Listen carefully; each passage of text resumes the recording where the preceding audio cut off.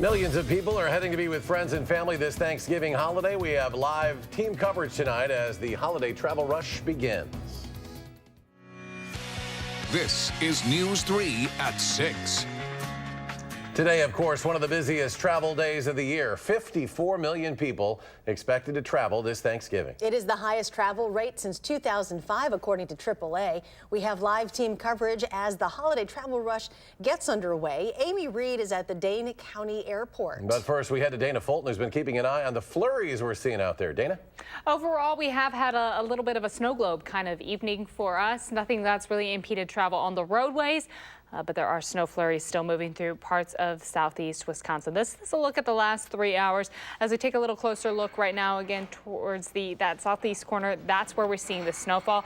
And in fact, I want to pull up traffic real quick. That white area, that's the area that we've had flurries just in the last 30 minutes at least. And as you can see, 39 right now is still all green. Even the belt line is green, so we don't have any major delays on the road from where we have seen those snow flurries move through this evening. Temperature-wise, we're close to 25, so although everything may be going smooth on the roads, it's still very cold outside, and we're in for a continued chilly evening for us.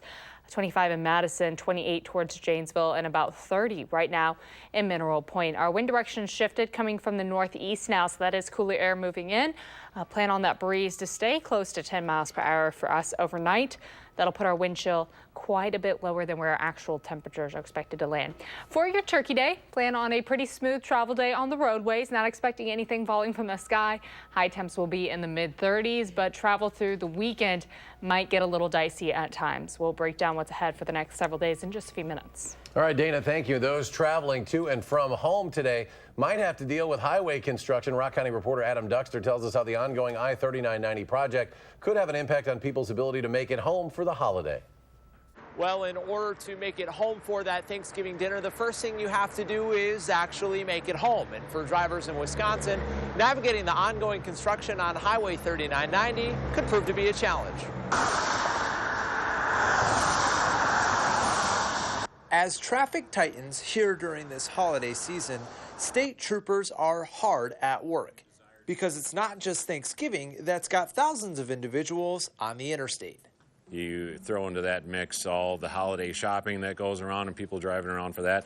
And of course, all the deer hunting that goes on. And so you put all those people together on the interstate and things tend to get a little crazy sometimes. Making matters more messy this year, construction on I-3990, says Master Trooper Jeffrey Zuzunaga. That adds an extra dimension of difficulty when it comes not only to managing the traffic flow or dealing with incidents as they come up because of the lane restrictions down in that part of the state. And while workers are getting a break for the rest of the week, the speed limit is taking no days off. We're going to do our best to enforce the 55 speed limit through there.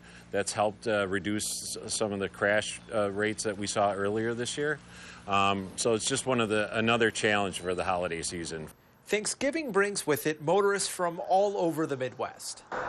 We deal with people from out of state on a very regular basis. So whether or not they're from Illinois or Iowa or Michigan or Minnesota.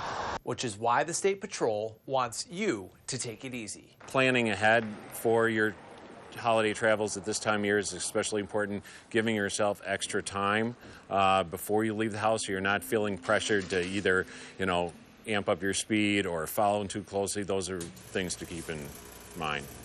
Now, as for this construction project, I'm told much of it is already done for the winter season, but in the meantime, still give yourself plenty of time to drive and always follow the speed limit. In Janesville, Adam Duxter, WISC News 3. Aerial enforcement and ticketing will continue along the interstate throughout the Thanksgiving holiday weekend. And we head on over now to the Dane County Regional Airport with News 3's Amy Reed. Amy? Yeah, that's right. There's a bit of stress here as people rush to make their flights, but a lot of happy memories being made here too. Every time a flight's about to land, families stock up in this area and watch up those escalators for their loved ones to come down. Earlier, we met up with a family who watched their brother's flight come in from Phoenix. The Bryans said even though their brother and son comes home about once a month, they're still excited to see him, and they're able to get 5 of their 6 kids home for Thanksgiving. They had another brother have to fly into Milwaukee from Ohio this morning, which made for a busy and exciting day for the whole family. I'm excited to see my brother come home. So I haven't seen him in a couple months. So. Well, I haven't seen him for a while. We're pretty excited for him to get home. And he's coming from Phoenix, so we're excited for him to see the snow. Once that flight landed, the Bryans were able to greet their brother and son right here. They said now they'll grab a bite to eat and head home.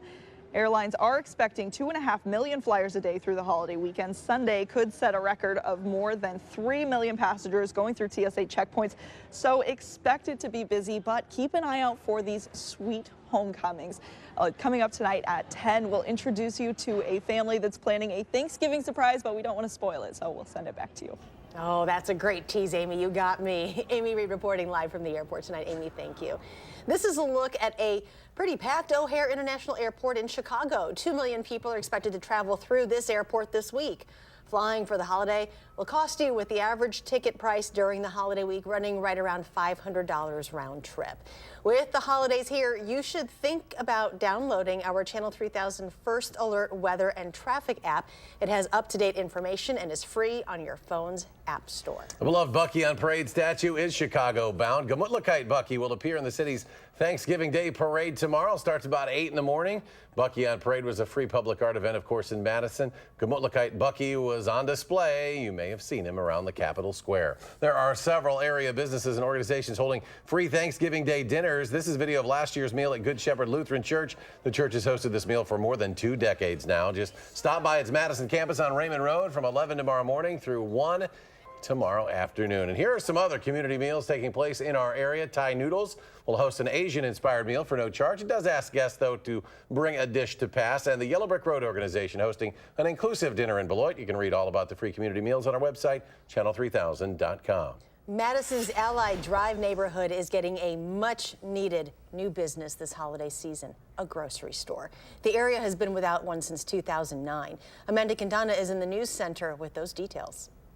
December 24th, that is the opening date Maria Maldonado is hoping for after dealing with the challenges of opening a new business, then having to redo work after this summer's flooding. She's ready to open the doors of Luna's Groceries right before Christmas. Milk and eggs and juice. Right now, the refrigerator section is empty, the produce section bare, but Maria Maldonado sees it, the store she's been hoping for years. We'll have what you need. That's my goal. The outside of Luna's Groceries is already bright and inviting, a store Maldonado named in memory of her grandfather, who ran a bodega in Rhode Island before he died 2 years ago. Everybody in Providence where he lived know him, and if they needed anything, they will go and get his help. So I want the same feeling. For the store? From the store, yeah. In 2004, at age 20, Maldonado came to the U.S. from the Dominican Republic. She learned English, always dreaming of opening her own store. But its location makes this store mean a lot more to her neighbors. Every neighborhood in the city of Madison deserves access to healthy, quality, affordable food. And Allied Drive has been fighting the fight to have access to good food for years now. When Cub Foods closed in 2009, this area became known as a food desert. When I need something, I can get into my car and go to Aldi's or go to Hy-Vee. A lot of people in this neighborhood don't have transportation. The city has been working for years to make sure a grocery store would have the resources it needed, giving Luna's $157,000 from its Healthy Retail Access program. But this project wasn't without setbacks. So the water was coming through here and through the floor. And this is a good start. So we replaced like from here down. The community is rallying behind Luna's, raising almost $30,000 in a GoFundMe. So the cash register is gonna be over here. And in the most diverse district in the city, Maldonado is excited to bring some Dominican food to the table. I'm gonna have plantains. And cater to the needs of everyone in a neighborhood that's needed something like this for a long time. The city also funded a market study to see if the neighborhood could support a grocery store of this size. Although it did show there are enough people to make it a success, Maldonado wants to see people from all over the Madison area grow to love the food that she sells. Amanda, thank you. You can read more about the city's study online at channel3000.com. Governor-elect Tony Evers says he might try to end a federal waiver requiring some Medicaid recipients to work for their benefits. He made the comments today while visiting kids at American Family Children's Hospital with his wife, Kathy. Last month, federal officials granted Governor Walker a waiver allowing the state to require healthy, childless adults to work to receive their health insurance through the Badger Care Plus program. It'll take about a year to implement those requirements. Republicans are using a lame duck session to make it more difficult for Evers to withdraw that waiver. Anytime we take away people's ability to access health care or to access help that they need, I think it's a step in the wrong direction. And besides visiting the hospital, the Evers also headed to a Madison church to help with Thanksgiving Day meal preparations. Still to come on News 3 at 6, Fitchburg police respond to a crash involving a squad car. And a brawl breaks out in a Milwaukee County courtroom when a woman is sentenced for the death of an infant.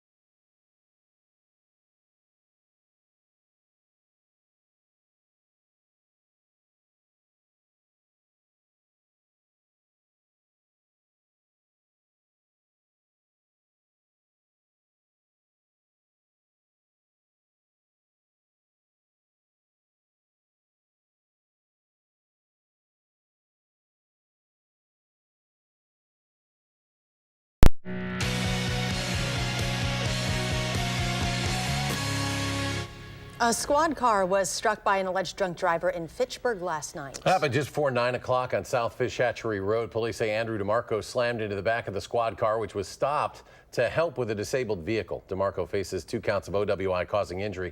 And along with the usual advice not to drink and drive, officers are also using this as a reminder to watch for those emergency vehicles. If you can't move over to the left safely, slow down and proceed through by them with caution. But that goes for police, fire, tow truck drivers, along with the ambulance as well. So if you see lights, emergency lights on the road, if they're yellow, red, blue, just straight red, slow down and proceed by with caution. DeMarco was not injured. The officer and his passenger suffered minor injuries. A court hearing in Milwaukee County ends with more people getting in trouble with police.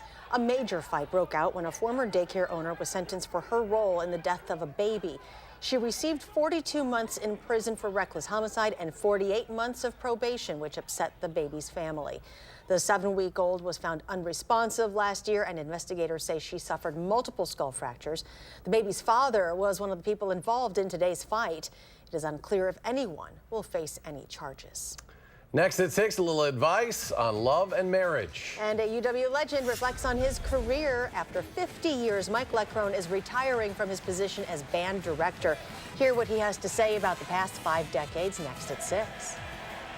And though your Thanksgiving forecast looks just fine as we get through the rest of the weekend, travel conditions may get a little more dicey, including an alert day for one of our weekend days. We'll take a look at your forecast right after the break.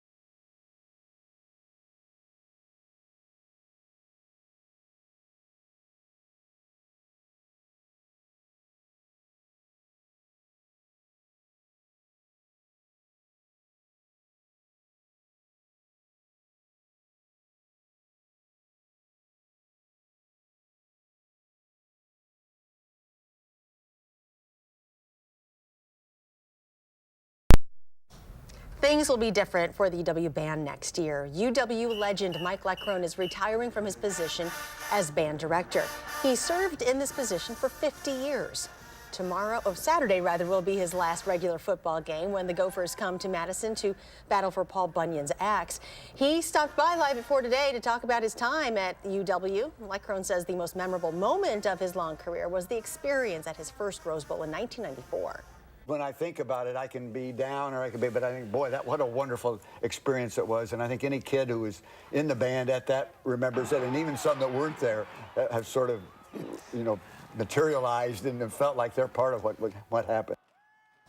Saturday's game is also senior day for the Badgers. There's a family in southwestern Wisconsin marking a big milestone, or in this case, 5 of them. The Beckuses grew up on a century-old farm on the outskirts of Highland. That's where the 5 Beckuse boys, Arnie, Everett, Norman, Delbert, and Virgil, all learned things like the value of hard work and patience. Those skills came in handy later in life during marriage. 250 years of marriage combined, to be exact.